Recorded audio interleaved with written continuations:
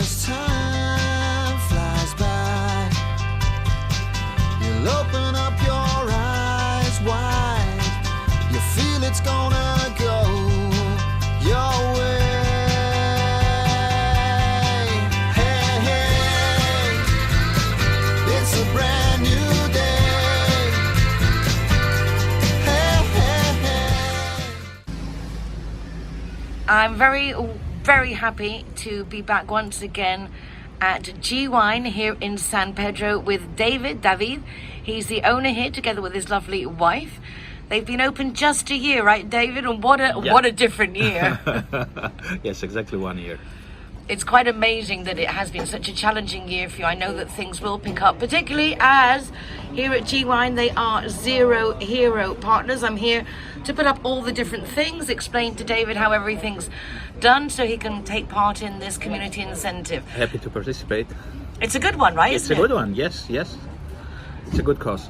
And you are specializing in really good wines by the glass, which is something we don't get often here. We are trying to sell very different wines, not just the Spanish wines here, but French, Portuguese, Argentinian, well, any kind of wines, you know, what you normally can't find in Marbella or Spain. It's really nice to have something different, particularly in a country that is just such a love affair with wine. Yes, exactly. You also have a great menu, very different to other places around here, which I love. Thank you.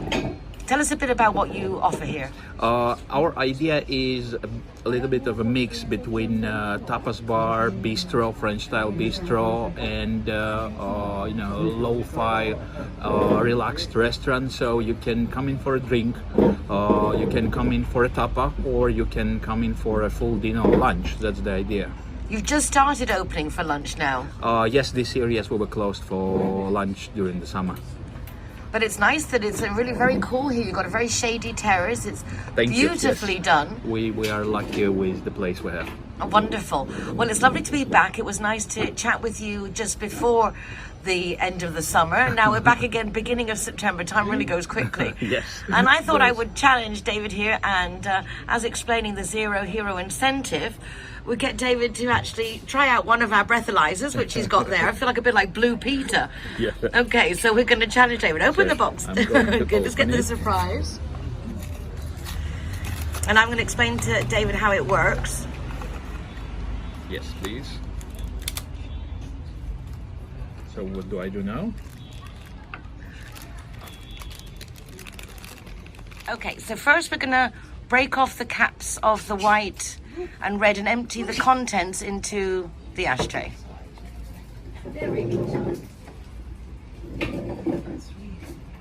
Just break off the tip. It's kind of hard. Mm-hmm.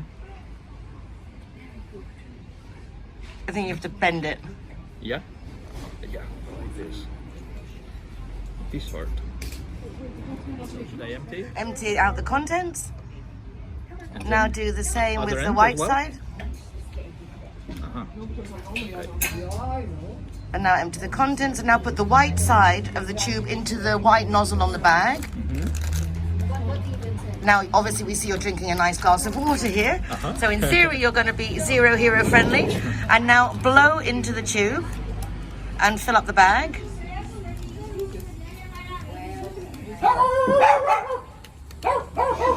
Obviously, this place is dog friendly.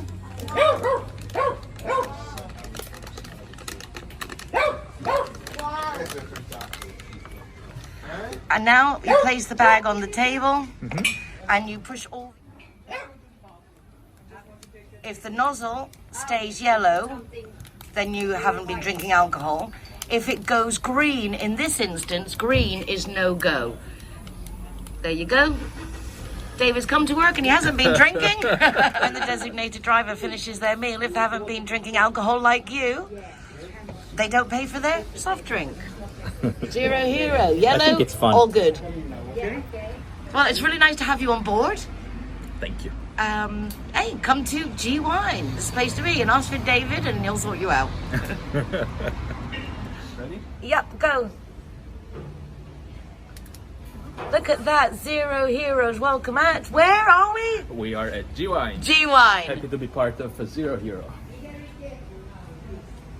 G-Wine is happy to be Zero Hero partner. How cool is that? G-Wine. Thank you. Hey, hey. Judy likes to consider herself a clever young woman, which is why she thought very carefully before choosing her insurance company. Now that she needs it, she's jolly glad she chose Linear Director, as it looks as if she might have something better to do. Why don't you be clever, like Judy? Call Linear Director on 952 14 78 34 and see which policy is best for you. Alright guys, so I'm the designated driver tonight, so I'm going to choose the Zero Hero place. So all of my soft drinks are for free. And if you want to go somewhere else, just check out the Facebook, Instagram or the zerohero.es website for any of the bars, discotheques or restaurants on there. I'm happy to go anywhere you want to go, as long as it's Zero Hero. Hi guys, Ross here from Hogan Stand. Proud to be a member of the Zero Hero campaign. And we recommend everybody. Nobody drives drinking. Everybody who drives a car doesn't have any alcohol in their system, and we're proud to sponsor the Zero Hero program.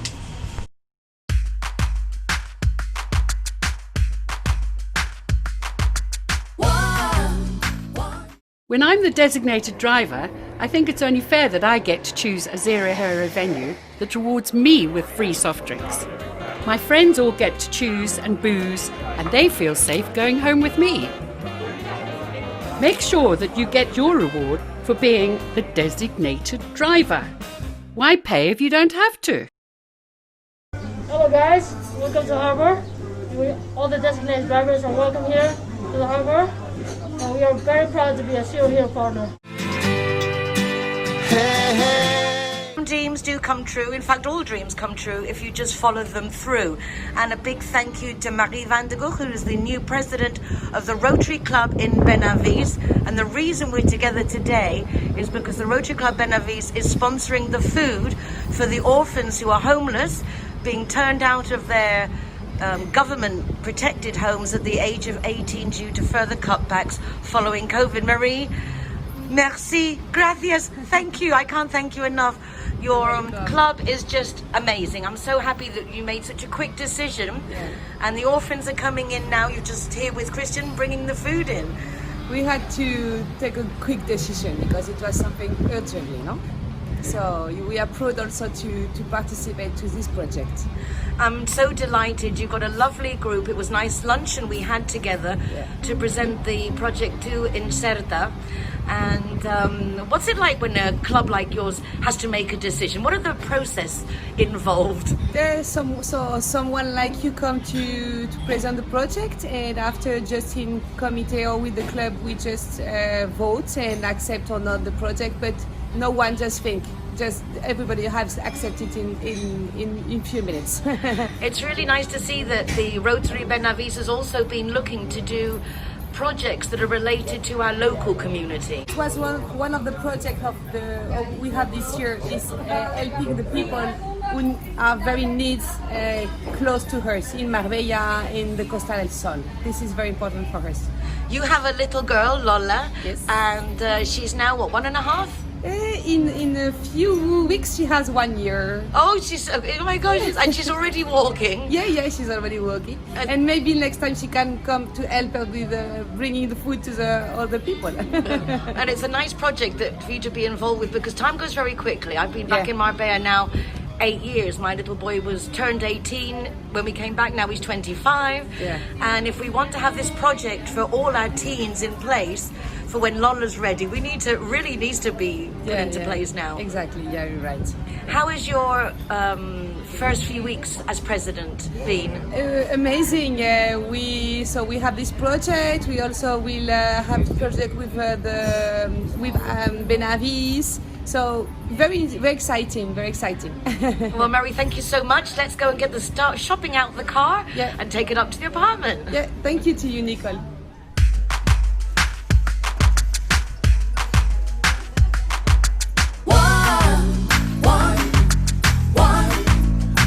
We are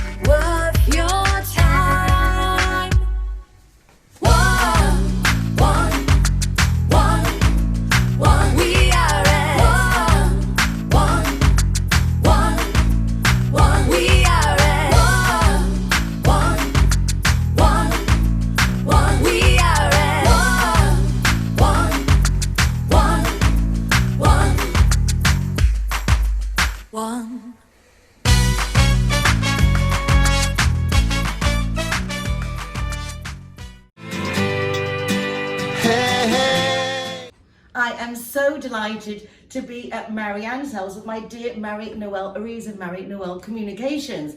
I've never met this lady, Marianne, but she sounds amazing. She's got a great incentive going on a very serious subject. And for a lady as glamorous as this, it just shows you just never know. You can't read a book by its cover. Very excited to meet Marianne and be in this beautiful home of hers. Let's get started and meet Marianne and Marie-Noelle. Thank you. Nice to see you. I'm very excited to meet Marianne. I know very little about her except she's absolutely gorgeous, obviously very into fitness and health. Marianne, a pleasure to meet you and thank you for welcoming me into your home. Lovely to meet you too, Nicole, and thank you for coming. This is absolutely spectacular. My kind of place. I mean, plush pinks and cushions and very girly. Place. Very girly. Where are you from, Marianne? I'm from Sweden.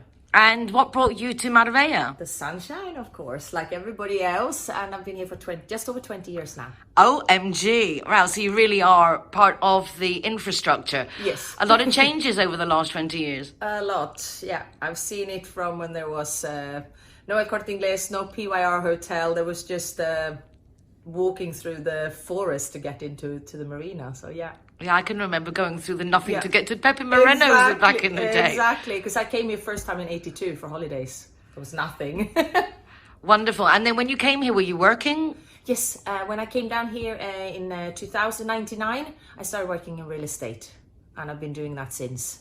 And the real estate market obviously has changed so much. I've been through the up and down and ups again. And now this weird situation we've had this year with the pandemic. So yeah, everything is an experience. It is, but when I think back over the years, the Swedish influence in the local building has made a big difference. Yes. I was getting air conditioning and quality controls and open plan kitchens. I mean, your community has influenced our local market very much. Yes, there's a big Swedish community here, so and Scandinavian in general, which is nice. I do like, though, to integrate a lot with the Spanish people. I have a lot of Spanish friends as well, so you have to take the best from both sides and create it your own little magic world. It's wonderful that you're talking about magic world, and we were chatting with Cara from the Boardbook, and also lives a magic world, but very much involved with orphans, with animals suffering, now preparing for the COVID crisis coming with families for Christmas. And again, you talk about this magic world you've made for yourself, but you're organising an event to raise funds and awareness of human trafficking. Yes. So that's kind of a big contrast to this magical, fanciful world we live in. It is, and it is actually difficult. I go every year to Nepal, to Kathmandu, where the foundation is. And obviously it's like stepping into a completely different world. And when I come back here, I do have difficult to settle back into this world, for good and for bad. But it's a huge contrast. But it's very important. It's a big part of my life now. I've been doing it for 4 years. And been raising funds for a shelter in Nepal. They are working against human trafficking and sexual exploitation of young women and children. As I understand it, it is like the biggest trade in the world, and so many children go missing on a daily basis. Yeah, it's awful. And obviously in the Western world, at least, we notice when a child goes missing, but there are so many cases where there is no way for the families to know or find out or even communicate that their children have disappeared. So it's a very, very grim world. And Maiti Nepal, the foundation I work with, they have actually since 1993 rescued over 36,000 women and children. What are the steps that they take? What does one do when faced with a situation like this? It's obviously a lot of prevention. So they're working a lot with letting the poor villages and places outside know about the human trafficking, because they have no internet, they have no infrastructure. Many of them cannot read or write. They have no electricity, so they cannot listen to the radio or watch TV. So when the traffickers come there, they can fool them with anything. They have no idea sort of the outside world. So Maiti Nepal do huge campaigns when they actually travel from village to village, and they do sort of theater shows to tell and explain to the village people what actually happens, and to not let them be fooled by this magical world of your daughter is going to get a great job in the city and be able to look after your family. So that's one of the steps which takes a lot of effort. And then obviously they have border controls, so they run 12 transit border controls at the border between Nepal and India. That's where most of the women go missing. They intercept on average 20 girls a day. And that is all year round, and they're there 24 hours a day with the border police. I mean, this is obviously something we need to be aware of worldwide. Yes. Is people enticing our youngsters, or even not so youngsters, off to unknown places. What are the measures that one can do to research and resource this when you're looking to make a better life for yourself, but you're stuck in those situations? Yeah, I mean, for the Western world where this also happens, I think it is very, very important that the family knows exactly where their daughters go off to.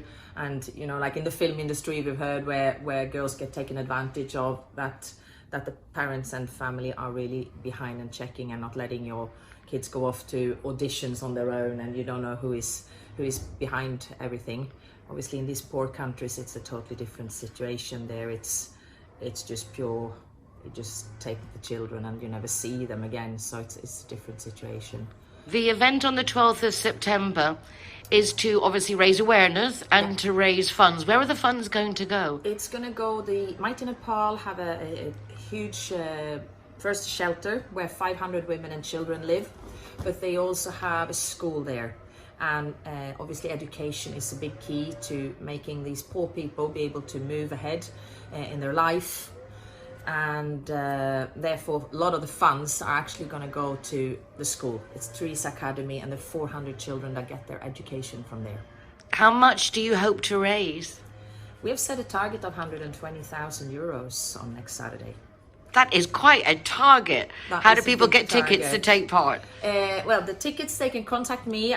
You put the contact details. They're 120 euro per person, and a big part of that is a small cost for the food, because also the restaurant are putting on their best will and not charging any profits. I'm very against any profits being made, so they are donating all their work and what they're doing and the premises, and the rest of the money therefore goes to the charity directly. Will you be taking it yourself? Will you be going to... Yes, I go there. I was supposed to be there in August with a dentist from the area here, local dentist, who is going to do everybody's teeth at the shelter. Unfortunately, with the COVID, we couldn't make that trip, so it will now be next August instead. But I'm therefore instead hoping that I will be able to travel in the middle of November. So that's the plan at the moment. Well, it's a really ambitious plan, but it's a very necessary one. Yes. In the sense it's something we hear about, but these things we push out of our minds. Yeah. But obviously they're things that can be done, and it's nice to see you're doing so much about it. Yes. Yeah, everybody can do something. And I mean, the people I've met here in Marbella who have been helping in small scale and big scale, even donating secondhand clothes that I bring with me there, or Barbie dolls that I've given to the children to play with. They don't have any toys. Every little help, and it's just amazing to see how we all can come together and make a change. So if we contact you, we can not only get information of how to go to the event, but how to support you, contribute, yes. Donate. Absolutely. Perfect. Well, I can't thank you enough for your time. Thank you. And congratulate you enough. It's so cool what you're doing. Thank you so much, Marianne, for caring. Me. My pleasure. I told you it was going to be a good interview. If you want to go to the event, please do contact Marianne. If you can't make it but would like to make a financial contribution, you've got the bank details on the screen. So do feel free to help in any way possible. Remember, you can also donate things, and your time is always very valuable.